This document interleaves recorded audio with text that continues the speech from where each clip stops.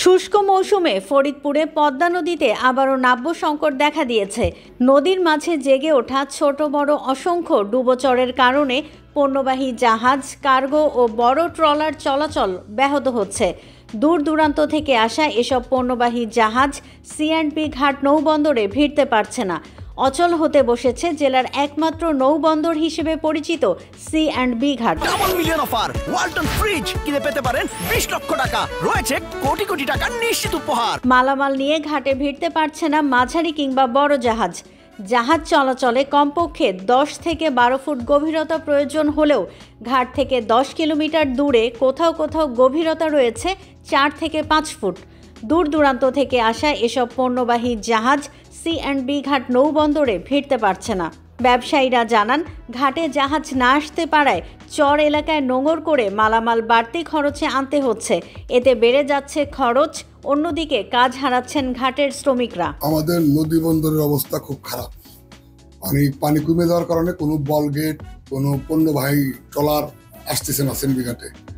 যাও বা আমরা আনতেছি, মাল কাটাই করে আনতে হইতেছে, আমাদের অনেক খরচ পড়ে যাচ্ছে। আমরা ব্যবসায়ীরা ক্ষতিগ্রস্তের মধ্যে আছি।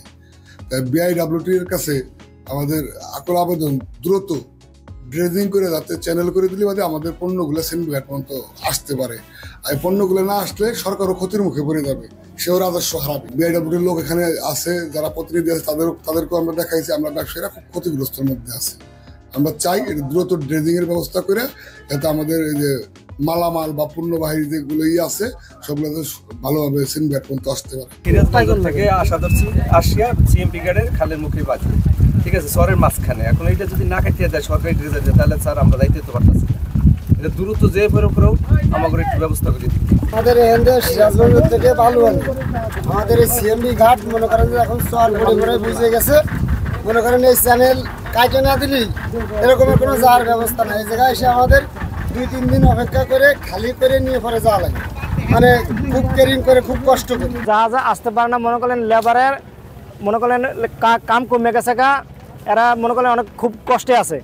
হ্যাঁ, যদি নদী কাটটা যদি পয়েন্ট করে দেয় তাহলে মনে করেন জাহাজ সব আসতে পারবো, আগো কাজ ভালো হবে, আমাদেরও ইনকাম ভালো হবে। আমার ইনকাম খুব কমে গেছে। দক্ষিণবঙ্গ সহ বৃহত্তর ফরিদপুরের ব্যবসায়িক পণ্য আনা নেওয়ার জন্য অত্যন্ত গুরুত্বপূর্ণ এই নৌবন্দরটি শত বছরের প্রাচীন। 2017 সালে সরকার এটিকে তৃতীয় শ্রেণীর নৌবন্দরে অন্তর্ভুক্ত করে গেজেট প্রকাশ করে। চট্টগ্রাম ও মংলা সমুদ্র বন্দর এবং সিলেট, নারায়ণগঞ্জ ও কুমিল্লা সহ বিভিন্ন স্থান থেকে নৌপথে এই বন্দরে পণ্য আনা নেওয়া করা হয়। পর্যাপ্ত গভীরতা না থাকায় লোকসান গুনতে হচ্ছে জাহাজগুলোকেও। নাব্য সংকটের কথা স্বীকার করে BIWT এর কর্মকর্তা বলেছেন, ঊর্ধ্বতন কর্তৃপক্ষকে বিষয়টি জানানো হয়েছে, দ্রুতই খননের কাজ শুরু হবে। ফরিদপুর নদী বন্দরের সি&বি ঘাট যে কোনো মুহূর্তে বন্ধ হয়ে যেতে পারে। নাব্যতা সংকটের কারণে এই ধরনের ঘটনা ঘটবে যে কোনো সময়।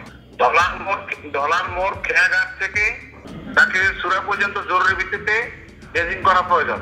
আমি চিঠি দিয়েছি, আমার চিফ ইঞ্জিনিয়ার ড্রেজিং, আমার চেয়ারম্যান মহোদয়কেও চিঠি দিয়েছি, অনুলিপি দিয়েছি। আমি আমার চিফ ইঞ্জিনিয়ারকেও চিঠি দিয়েছি, আমার পরিচালক মহোদয়কেও চিঠি দিয়েছি। সবাই এ ব্যাপারে আমাকে আশ্বস্ত করেছেন। আমরা ড্রেজিং কাজ এবং প্রক্রিয়াধীন। তো আমাদের আরিজা চ্যানেলটা আমাদের খুব লার্জ যাচ্ছে, খুব সিন্ডিকেশনটা বেশি হচ্ছে।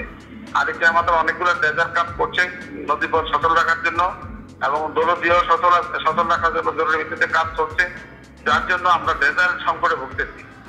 আমরা খুব অতি দ্রুত আপনার এই ফরিদপুরের জায়গাটা সি&বি ঘাটের এই অংশ ধলার মোড় থেকে জাকিরের সুরা পর্যন্ত যে সমস্ত চর পড়ছে সে সমস্ত অতি শিগগির ড্রেজিং কাজ শুরু হবে।